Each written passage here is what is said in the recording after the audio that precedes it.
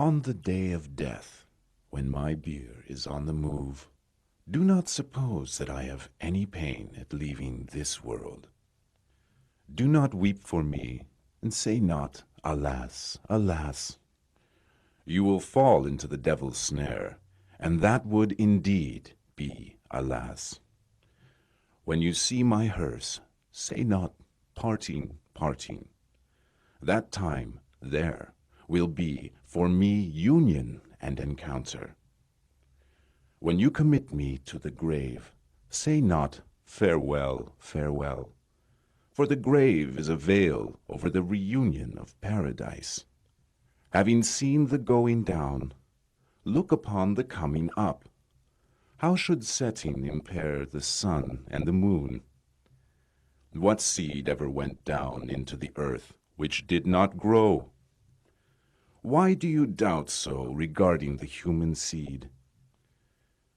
You think I have been buried, don't you? The 7 heavens are under my foot.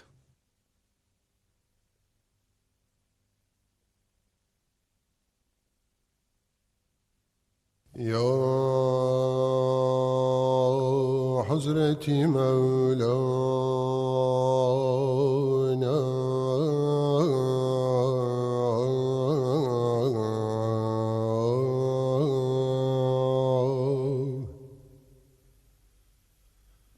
Hak dost.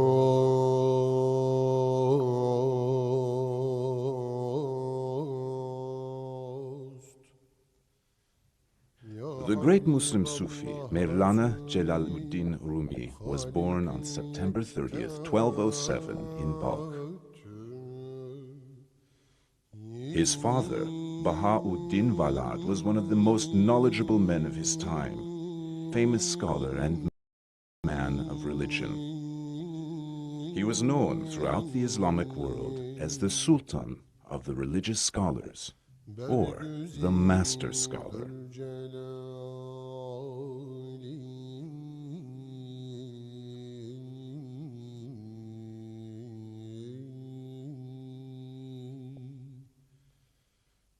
When the Mongol threat was spreading, wave upon wave, from east to west, leaving behind pillage and terror, and reaching the Balkh borders, the Sultan of Scholars decided to leave.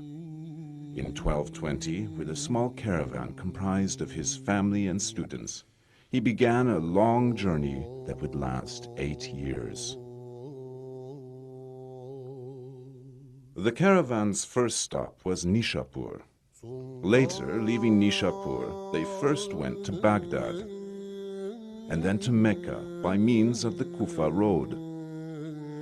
Making Hajj, they continued to Medina, Jerusalem, and Damascus, before reaching the borders of Anatolia. The journey was endless. They traveled to Aleppo, Malatya, Erzincan, Sivas, Kayseri, and Niğde, before arriving in Karaman. While staying in Karaman, the family was shaken by the loss of Celaluddin's mother, Mumine Hatun, and his older brother, Alaaeddin. Celaluddin married Gever Hatun there, and their children, Sultan Valad and Alaeddin Celebi, were born in that city. When they left Karaman in 1228 and arrived in Konya, the great Selçuk capital, and one of the most important centers of science and art and thought in the Middle Ages, they left behind a very long journey of 8 years.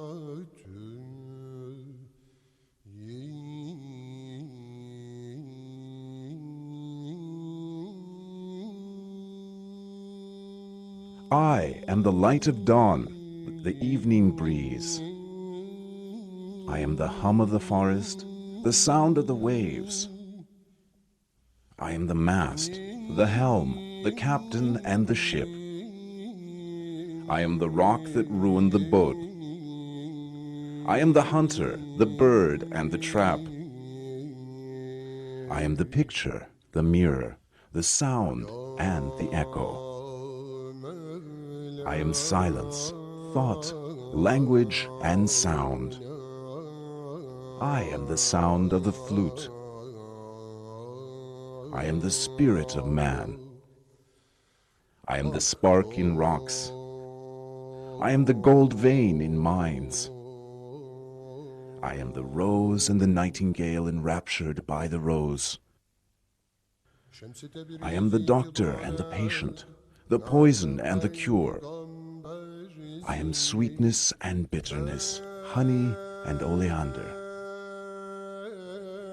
I am the city and the guard, the besieger and the wall. I am the chain of being, the circle of worlds, this stage of evolution. I am the descent and the ascent.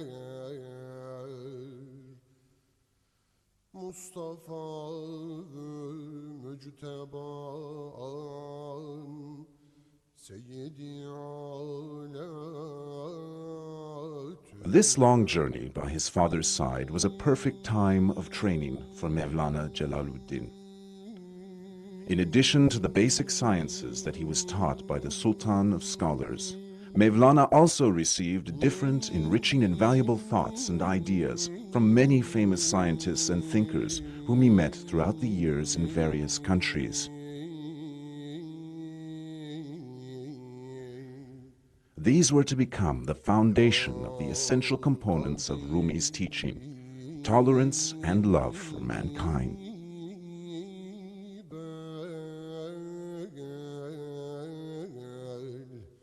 In this sea there is no death for us. In this sea no grief or sorrow. This sea consists of boundless love. This sea is comprised of goodness and generosity.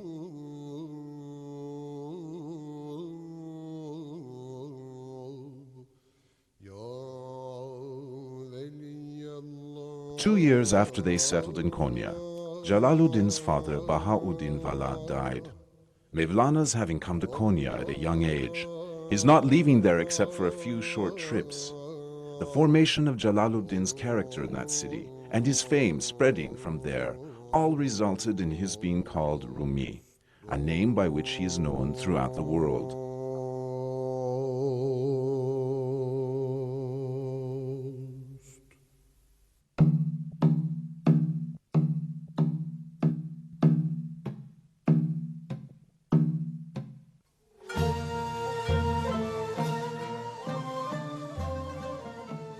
After Bahauddin Valad's death, one of his closest students, Sayyid Burhaneddin, became Mevlana's teacher.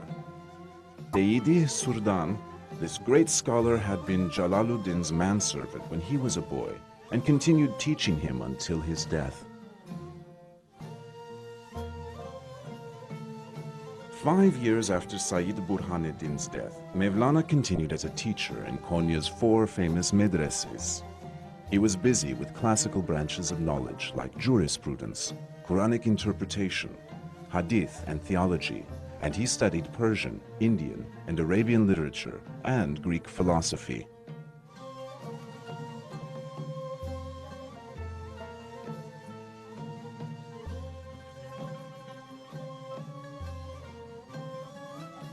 In the month of November 1244, when Rumi was returning with his attendants from the medrese to his home, a dervish who grabbed the harness of his horse and began asking him questions would change Mevlana's life. He turned him towards the heavens in enthusiasm and ecstasy.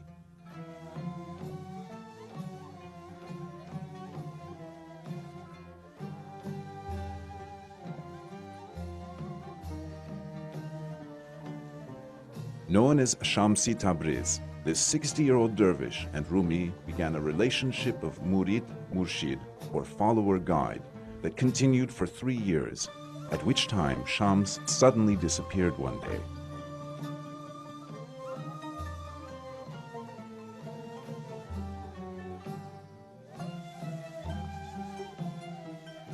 Shams' coming had brought boundless enthusiasm mixed at its peak with divine love, and separation from him was a burning fire for Rumi.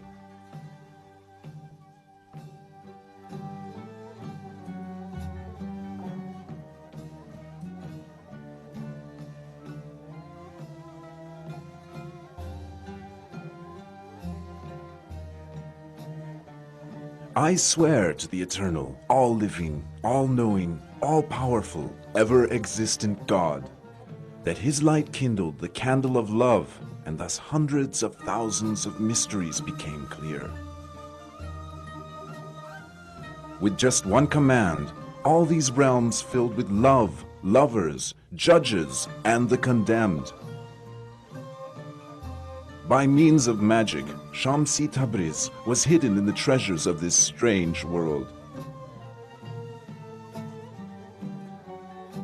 From the moment he began his journey, I have remained far from all sweet things. Like a candle, I burned all night long. Deprived of beauty, my being has become devastated, and my spirit has become an owl living in the ruins.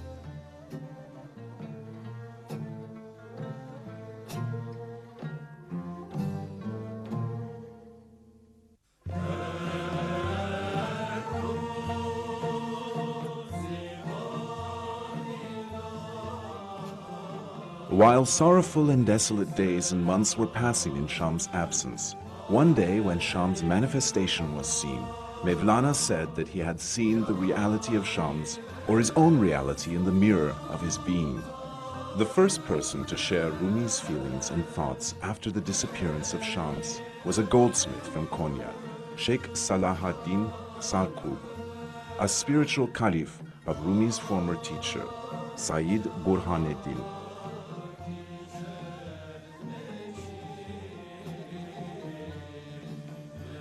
In the summer of 1258, Sheikh Salahuddin Sarkub became ill and died. He was buried beside Mevlana's father, the Sultan of Scholars. After soaring beyond the peaks of divine love with Shams, and passing from the realm of ecstasy and rapture to the world of self-composure with the help of Salahuddin, Rumi appointed Jalabi Husameddin as Khalif. It was Jalabi's duty to spread the perfection of a man who had lived and made a revolution and evolved to perfection, and to illuminate the world with the light of his sun.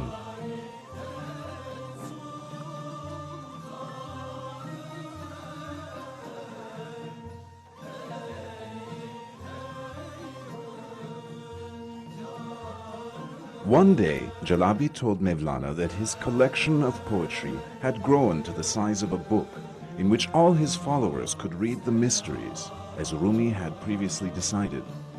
Then Dželaludin took a piece of paper from his turban. The first 18 couplets of the Mathnavi were written on it. "Celebi," he said, "I'll speak and you write." Husameddin eagerly accepted and began to write down the Mathnavi, which was completed shortly before Rumi's death.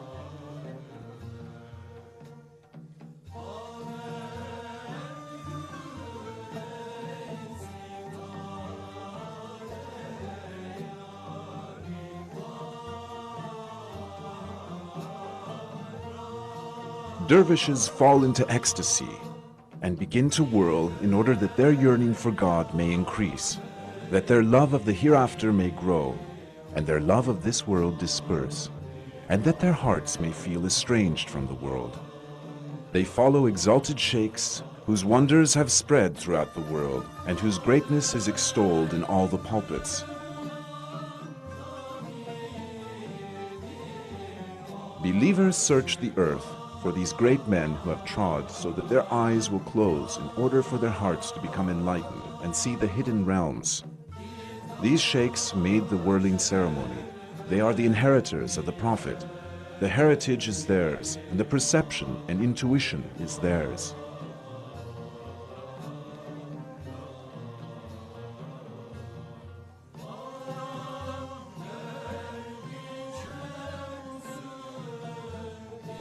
Some scholars have forbidden the whirling. Some have found it acceptable. Both are true. Some people who give in to their ego and its desires attempt to whirl in pride and heedlessness. They aren't aware of their spiritual condition. Their whirling is in vain, just a game. They are the ones who will be tormented.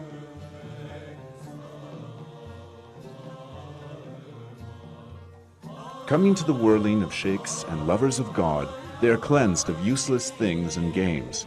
In fact, their whirling is loftier than many other acts, because works are judged by their intentions.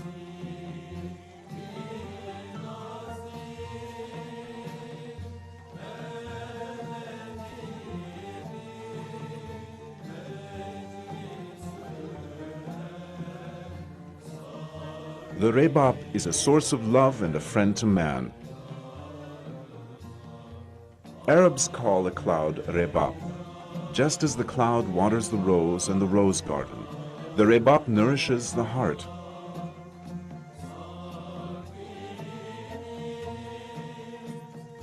When air is blown on a fire, the flame increases. If you blow on the ground, only the dust will rise. The rebab is a clear call. It calls man to the sultan's presence and waits. Lovers open their knots with difficulty. When no obstacles remain in love, it becomes like water, neither sweet nor cool. With the sound of its voice, hearts gather around only one important thing and focus on just one task. The voice of God saves man from disbursement. Don't speak much about love to those who are restricted to the body. Their assignment is only fear, hope, merit, and sin.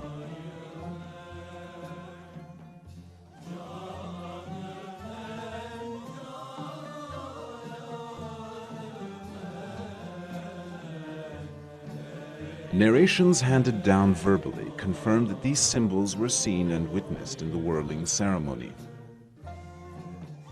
The Sharia is a set of rules based on the visible world. The truth is circumstantial, based on the esoteric. The Sufi order is a path leading from the visible to the esoteric. Treading this path is called suluk. For a person who travels from among the people to the truth, the illusion of existence disappears.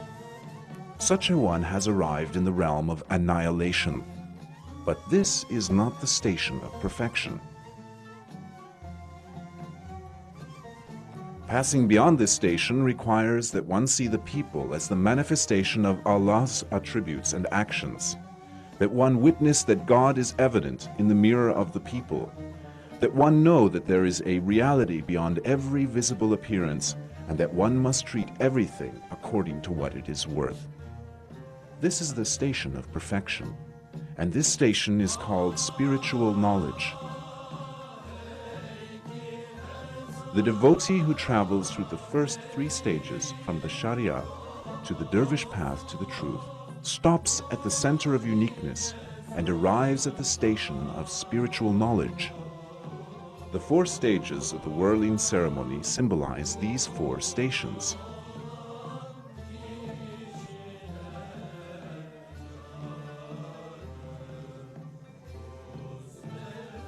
While turning around and around and repeating the name of majesty, the devotee contemplates and reflects the meaning of the Quranic verse. No matter where you turn, you will turn towards the face of God.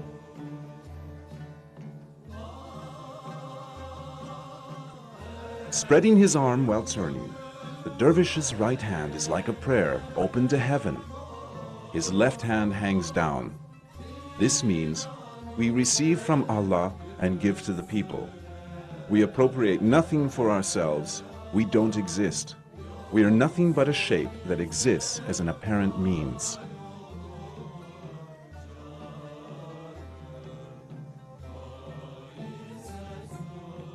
Similarly, this position means we break the dawn and rain down on the earth. We are mercy to the world. We arrive at the essence from the attributes. We come from the essence to the world of attributes and the world of appearances. We disappeared in the light of Muhammad, a mercy to the worlds.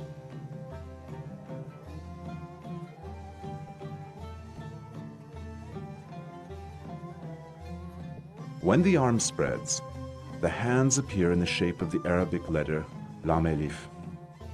The trunk of the body is the Arabic letter Alif, drawn in the middle of the Lam Alif. Thus, La becomes Ilah.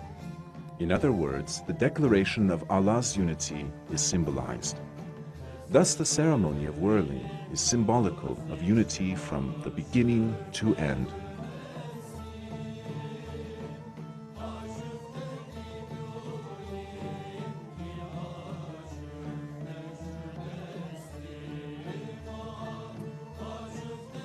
Since all creatures will be raised from the dead when the trumpet is blown, they will wake up with pleasure to the melody of the trumpet and jump up.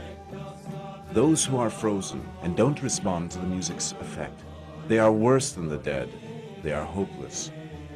The body that drinks this pure wine and the heart that becomes intoxicated with it will burn in the fire of separation, become purified, and evolve.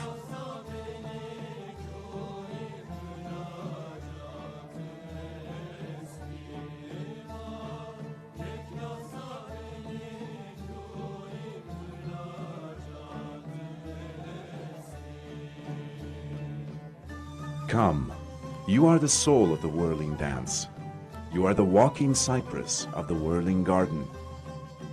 Come, no one like you has come, nor will come. The whirling dance has never seen, nor will see anyone like you. Come, even the source of the sun is your shadow. You have thousands of stars in the sky of the whirling dance.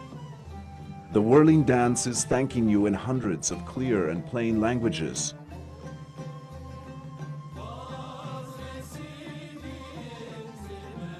When you begin the whirling dance, you leave the two worlds behind. This realm of whirling is beyond the two worlds.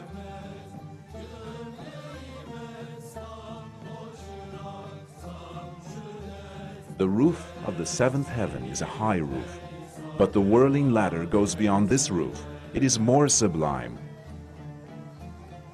Put your foot on whatever is other than it. Stamp your foot and smash it. The whirling dance is your property and goods, and you are the property and goods of the whirling dance.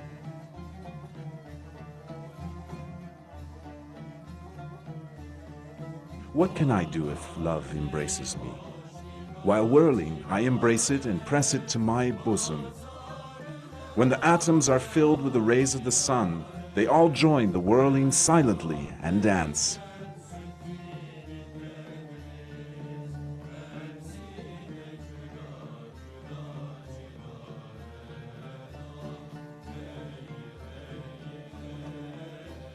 What is the whirling dance? A salute to the mysteries of the heart, strange heart. It becomes vigorous and content when their letters arrive.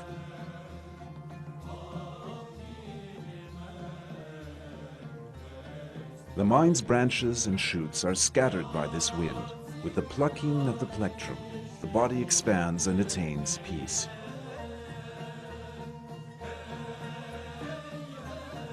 When the sound of the tambourine is heard, the soul takes a handful of arrows and begins throwing them at the body. In the body, a strange and new sweetness appears. Even a sweet taste comes from the flute to the lips of the flute player.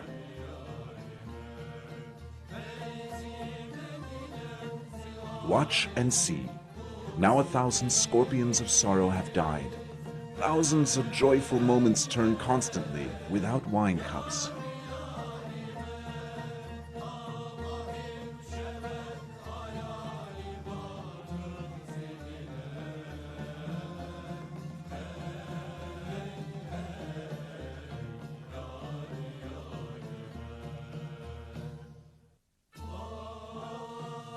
Words are spoken to those who need words. Why is it necessary to speak to one who understands without speaking? The skies and the earth are words to the person who understands. The main thing is the purpose. If the purpose is examined, no duality remains. Duality is pieces and halves. The foundation is one.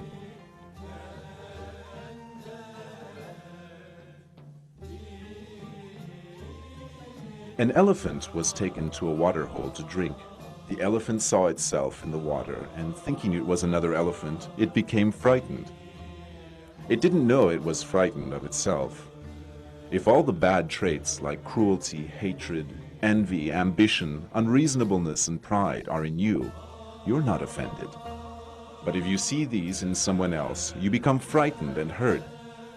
Know that you are frightened of yourself and offended by yourself.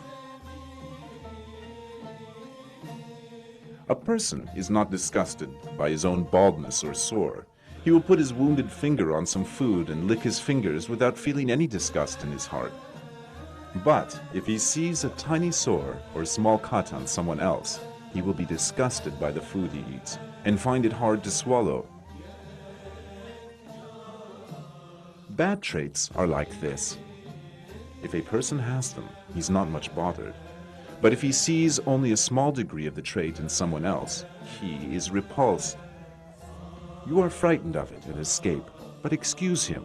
If someone else is frightened and offended by you, your being offended is an apology for him.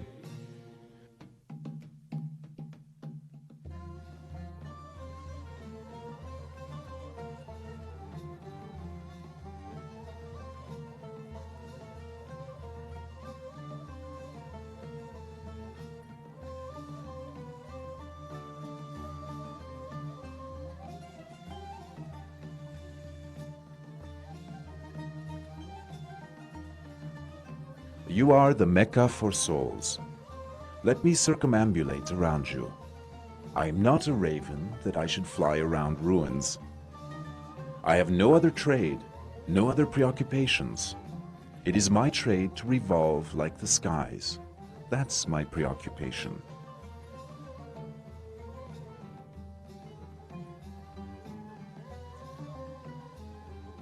The whirling dance is the comfort and peace of vital people.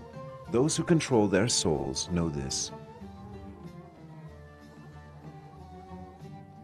A person sleeping in the middle of a rose garden would like to wake up, but someone sleeping in prison would be at a loss to wake up.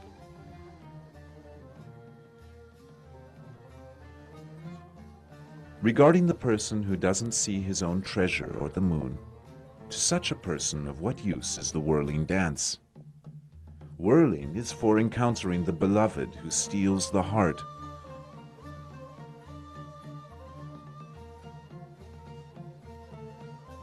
There is turning in this world and the other for those whose faces are turned towards the Qibla, especially for those who enter the dance circle and whirl with the Kaaba in the center.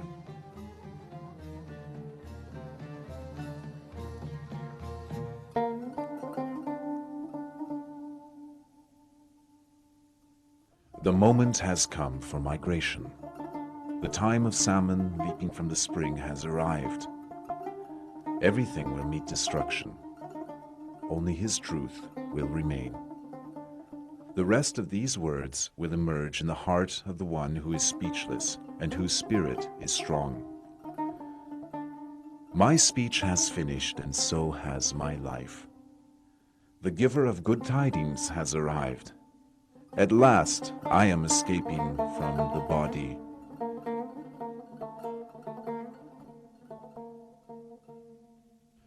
As the sun sets on December 17th, 1273, Mevlana Dželaludin Rumi closed his eyes for the last time in Konya, where he had come 44 years earlier. The coffin carried above the heads of those in the funeral procession was buried in the ground next to the graves of his father, the Sultan of Scholars, and Salah ad-Din Zarqub.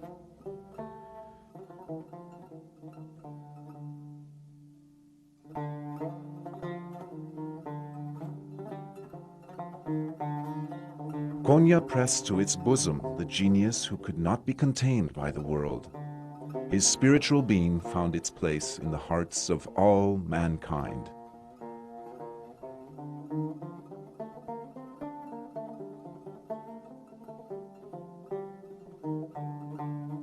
After my death, don't look for my grave in the ground.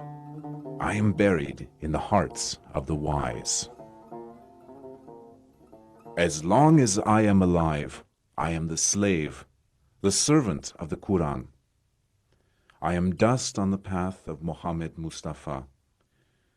Whoever relates my words differently to another, I am absolved of him and those words.